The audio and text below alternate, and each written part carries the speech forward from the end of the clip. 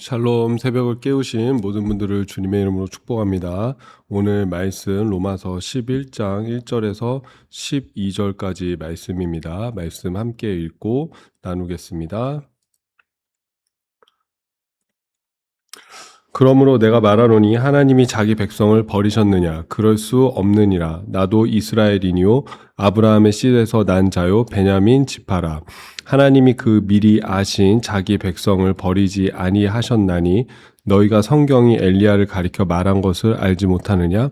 그가 이스라엘을 하나님께 고발하되 주여 그들이 주의 선지자들을 죽였으며 주의 제단들을 헐어버렸고 나만 남았는데 내 목숨도 찼나이다 하니 그에게 하신 대답이 무엇이냐? 내가 나를 위하여 바알에게 무릎을 꿇지 아니한 사람 7,000명을 남겨두었다 하셨으니 그런즉 이와 같이 지금도 은혜로 택하심을 따라 남은 자가 있느니라. 만일 은혜로 된 것이면 행위로 말미암지 않음이니 그렇지 않으면 은혜가 은혜되지 못하느니라. 그런즉 어떠하냐? 이스라엘이 구하는 그것을 얻지 못하고 오직 택하심을 입은 자가 얻었고 그 남은 자들은 우둔하여 졌느니라. 기록된 바 하나님이 오늘까지 그들에게 혼미한 심령과 보지 못할 눈과 듣지 못할 귀를 주셨다 함과 같으니라. 또 다윗이 이르되 그들의 밥상이 올무와 덕과 거치는 것과 보응이 되게 하시옵고 그들의 눈은 흐려 보지 못하고 그들의 등은 항상 굳게 하옵소서 하였느니라. 그러므로 내가 말하노니 그들이 넘어지기까지 실족하였느냐? 그럴 수 없느니라. 그들이 넘어짐으로 구원이 이방인에게 이르러 이스라엘로 시기나게 함이니라. 그들의 넘어짐이 세상의 풍성함이 되며 그들의 실패가 이방인의 풍성함이 되거든 하물며 그들의 충만함이리요. 아멘. 네, 오늘 11장까지 이스라엘을 향한 그 하나님의 뜻과 계획에 대해서 이 바울이 계속적으로 선포하고 있습니다. 먼저 그런 질문을 던지는 것이죠. 하나님은 자기 백성을 포기하셨는가? 그러니까 구약의 이스라엘이 실패했고 그들이 복음을 받아들이지 않았고 또 유대인으로 오신 그 예수님을 거부했다라고 한다면은 그렇다면은 하나님께서 이스라엘을 완전히 버리신 것인가에 대한 지금 가상의 질문에 대한 그 바울의 대답인 것이죠. 그 바울의 대답이 무엇입니까? 1절 말씀을 보면은 그러므로 내가 말하노니 하나님이 자기 백성을 버리셨느냐? 그럴 수 없느니라. 나도 이스라엘이뇨 아브라함의 씨에서 난 자요 베냐민 지파라. 그러니까 비록 이스라엘은 실패했지만은 그렇다고 해서 하나님께서 이스라엘을 완전히 버리시고 포기한 것은 없다라는 것입니다. 근데 왜 그러냐면은 자기 스스로가 지금 그 증거다라는 것이죠. 바울 스스로가 이스라엘 사람인 것이고 또 베냐민 지파이지 않습니까? 그렇기 때문에 그리고 또 그 바울은 기독교인들, 예수 믿는 자들을 아주 무섭게 핍박하던 자였죠. 근데 그가 하나님의 긍휼하심으로 구원을 받아 사도가 된 것 자체가 하나님께서 아직 이스라엘을 버리지 않으셨고 포기하지 않으셨다라는 그런 증거입니다. 또 구약의 예를 들고 있습니다. 첫 번째는 바로 엘리야를 들고 있는 것이죠. 2절 보면은 하나님이 그 미리 아신 자기 백성을 버리지 아니하셨나니 너희가 성경이 엘리야를 가리켜 말한 것을 알지 못하느냐? 그가 이스라엘을 하나님께 고발하되 주여 그들이 주의 선지자들을 죽였으며 주의 제단들을 헐어버렸고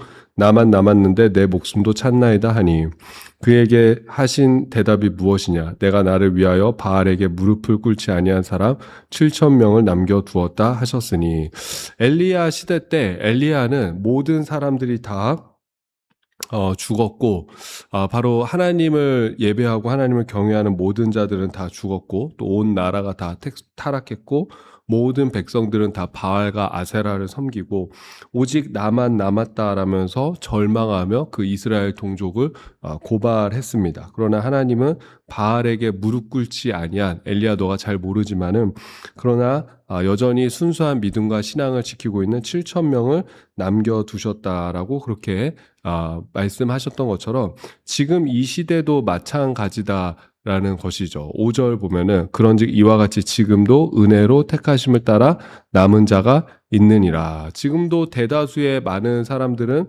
복음을 거부하고 예수 그리스도를 거부했지만은 그러나 하나님께서 아직도 이스라엘 중에서 남은 자들이 존재한다라는 것입니다. 그들이 어떻게 보면 역사적으로 보면은 실패하고 하나님을 떠났을지 몰라도 하나님의 그 구원 계획은 절대 변함이 없고 여전히 그들에게 유효하고 언제든지 돌아오기를 바라신다라는 것이죠. 누가복음 15장 보면은 탕자의 비유가 나오지 않습니까? 거기서 보면은 아버지의 모습을 보면은 이 둘째 아들이 떠난 둘째 아들이 돌아오는데 저 멀리 있을 때 아버지는 이미 그 떠난 둘째 아들을 알아봅니다. 그리고 달려가서 껴안고 입 맞추고 그다음에 이제 씻기고 좋은 옷으로 입히고 가락지를 끼우고 잔치를 베푸는 그 모습을 볼 수 있는데 그 의미는 무엇이냐면은 아버지는 여전히 기다리고 있는 거예요. 아들이 떠나갔지만은 이 아들이 분명히 다시 돌아올 거라는 그 기대를 가지고 희망과 소망을 놓지 않고 그 아들을 매일같이 나가서 기다렸다라는 그것을 의미하는 것이죠. 그래서 여러분 하나님께서는 물론 공의와 심판의 하나님이시지만은 또 자비와 긍휼의 하나님이십니다. 우리는 때로는 연약하고 때로는 부족하고 또 넘어지며 또 하나님을 원망하고 불평할 때가 있고 또 하나님의 뜻과 전혀 어긋나는 다른 길을 갈 때가 있지만은 그러나 하나님께서는 여전히 포기하지 않으시고 우리를 기다리시는 아버지이심을 여러분 기억하시길 원합니다. 여러분 뭐 탕자의 아버지뿐만 아니라 우리 모든 부모가 마찬가지이지 않습니까? 자녀가 내 생각과 내 뜻과 어긋나는 길을 간다고 할지라도 그래도 여전히 그 자녀에 대한 사랑하는 마음이 있고 나를 떠난다고 할지라도 그 자녀가 돌아오기를 바라는 것이 정상적인 부모의 마음이잖아요. 만약에 자녀가 또 나는 아버지 없이 어머니 없이 살겠습니다 라고 그렇게 이야기를 해도 언젠가는 그 자녀가 돌아오기를 기다리는 것 그리고 돌아오기만 해라. 그러면 내가 모든 거를 다 용서하고 뭐 넌 내 자녀가 아니었던 적이 없다. 니는 뭐 나를 부모로 인정하지 않았을지 모르겠지만은 나는 뭐 네가 어떤 순간에도 너는 여전히 내 사랑하는 자녀다라는 그런 고백을 하지 않겠습니까? 그러니까 여러분 사실 그것이 하나님의 마음인 것이죠. 하나님의 또 은혜인 것이고 또 우리를 향하신 그 하나님의 사랑인 줄로 믿습니다. 그래서 여러분 오늘도 우리가 중요한 건 뭐냐면 그분을 의지하는 것이죠. 그분께 우리의 눈을 들어서 그분을 바라보는 것이고 또 그분 앞에 나아가는 것 그렇게 나아갈 때 또 주님께서 우리를 품어주시고 우리 가운데 은혜와 평강을 주실 줄로 믿습니다. 그리고 또 바울은 이것이 사실은 또 우리 모두가 어떻게 본다면은 원해야 되는 것이라고 이렇게 이야기를 하고 있는 것이죠. 7절 보면은 그런즉 어떠하냐 이스라엘이 구하는 그것을 얻지 못하고 오직 택하심을 입은 자가 얻었고 그 남은 자들은 우둔하여 졌느니라. 기록된 바 하나님이 오늘까지 그들에게 혼미한 심령과 보지 못할 눈과 듣지 못할 귀를 주셨다 함과 같으니라. 또 다윗이 이르되 그들의 밥상이 올무와 덕과 거치는 것과 호응이 되게 하시옵고. 물론 지금 그들의 상태가 완악하고 있는 지금 그들의 완악함을 지금 보여주고 있는 것이죠. 지금 완악함 가운데 있지만은 그러나 하나님은 여전히 그들을 기다리고 있다라는 것이죠. 그래서 11절 보면은 그러므로 내가 말하노니 그들이 넘어지기까지 실족하였느냐 그럴 수 없느니라. 그들이 넘어짐으로 구원이 이방인에게 이르러 이스라엘로 시기나게 함이니라.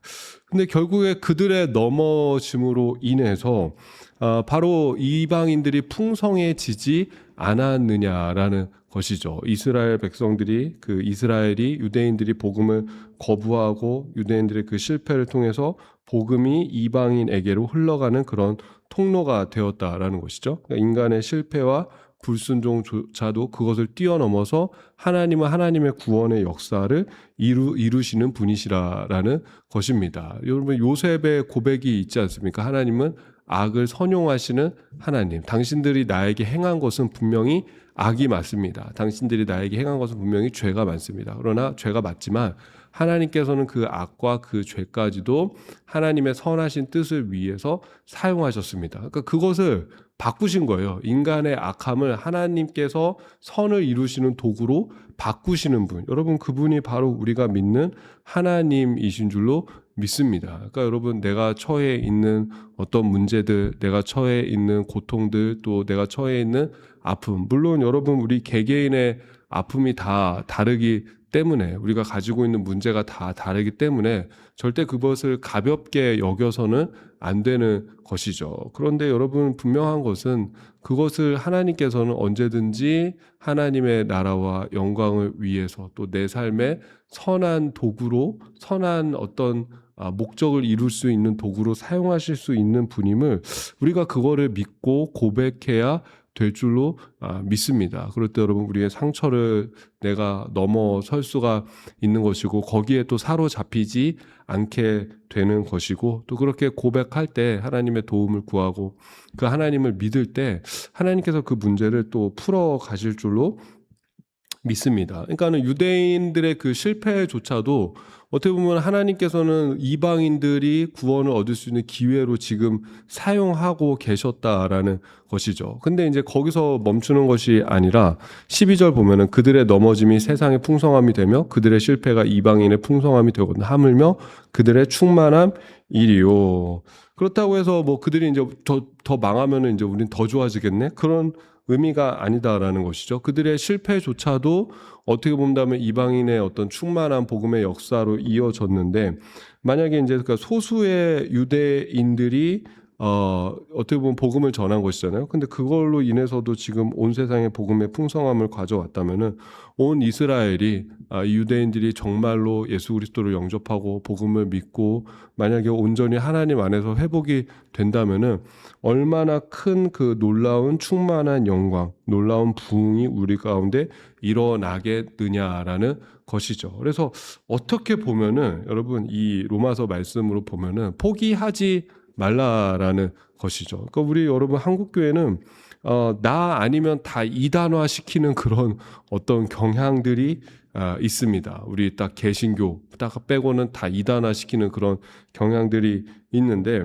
오늘 이 말씀을 본다면 또 우리가 한편으로는 또 그들을 위해서 기도해야 하는 그런 사명도 가지고 있는 것이죠. 우리는 또 복음을 아는 자 아닙니까? 복음을 아는 자고 복음을 믿는 자고 복음의 은혜를 경험한 자로서 하나님, 저 복음을 모르고 여전히 하나님의 그 메시아를 기다리고 있고 지금 예수 그리스도를 인정하지 않는 저들에게도 하나님의 은혜가 임하기를 원합니다. 풍성한 부흥의 역사가 일어나고 그 부흥의 역사로 인해서 다시금 이 온 세계가 복음의 어떤 물결이 다시금 휘몰아치기를 원합니다. 그 복음의 은혜의 파도가 흐르기를 원합니다. 넘치기를 원합니다. 여러분, 그런 기도를 우리가 해야 될 줄로 믿습니다. 그래서 여러분, 하나님은 신실하신 하나님, 하나님은 포기하지 않으시는 하나님. 그러니까 여러분 생각해 보십시오. 이스라엘 백성들 생각해 보십시오. 구약은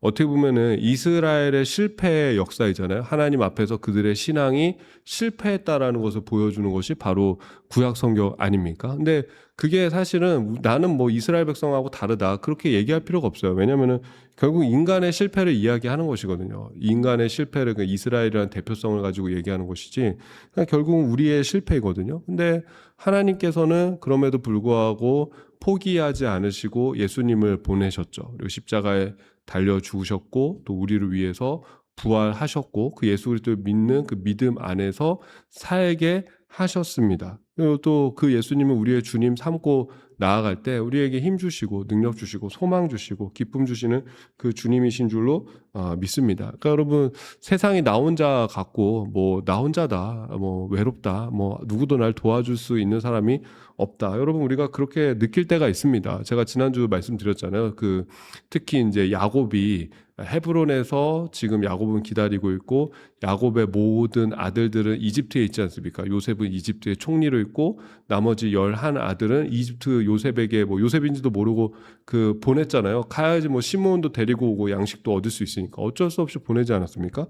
근데 그 헤브론에서 기다리고 있는 야곱한테는 아무도 없는 것이죠. 뭐 레아도 없죠. 라헬도 없죠. 아들들 한 명도 없어요. 한 명의 아들도 없는 거예요. 그리고 뭐 딸 디나는 뭐 어떻게 되는지 더 이상 나오지 않으니까 그건 잘 모르고, 그리고 뭐 먹을 것도 없는 거예요. 이제는 아들들이 돌아오지 않으면은 야곱은 그냥 피스타치오하고 아몬드만 먹다가 결국에는 이제 죽는 것이죠. 굶어 죽는 것이죠. 그러니까 사실은 지금 가장 두려운 것은 야곱인 것이죠. 그 사건 안에 들어가 있는 형제들보다도 지금 뭐 어떤 일이 도대체 일어나고 있는지 모르는 그 야곱이 가장 두려운데, 근데 야곱에게는 그 고백이 있지 않습니까? 전능하신 하나님께 맡긴다. 전능하신 하나님께 맡긴다. 그러니까 여러분, 때로는 우리가 고립될 때가 있습니다. 때로는 우리가 고독할 때가 있습니다. 내가 고립되어지는 경험.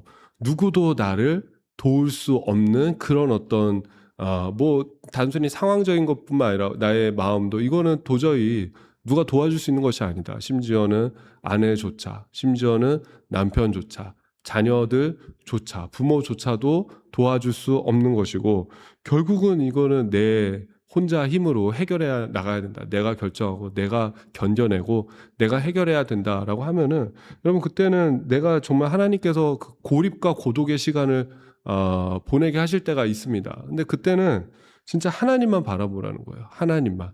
그러니까 내가 비빌 언덕이 다 사라지면은 하나님이 내 진짜 비빌 언덕이 되는 것입니다. 옛날에 그 세계관에 관한 책, 뭐 정답은 프레임이었다나요? 그런 책을 쓰신 그 장로님이 계신데, 이분이 그 책에서 그런 고백을 하시더라고요. 나는 비빌 언덕이 많았다. 우리 아버지 어머니, 잘 나가는 우리 아버지 어머니 비빌 언덕이었고, 우리 장인어른 장모님, 우리 집안보다 더 대단한 그런 집안이었고, 비빌 언덕이 너무나 많은 거예요. 너무나 많았는데 그게 하나씩 다 없어지고 사라지고 무너지고 나니까는 자기가 그때 느꼈대. 내가 비빌 언덕이 너무 많았었구나. 이제는 진짜로 비빌 언덕이 없구나. 근데 그때 하나님을 만나고 하나님을 발견하게 되는 것이죠. 여러분, 그래서 지금이 하나님께 기도해야 될 때고 또 하나님을 만나야 될 때인 줄로 믿습니다. 그리고 하나님은 여전히 포기하지 않으신 하나님, 우리의 실패보다 하나님의 은혜가 더 큰 줄로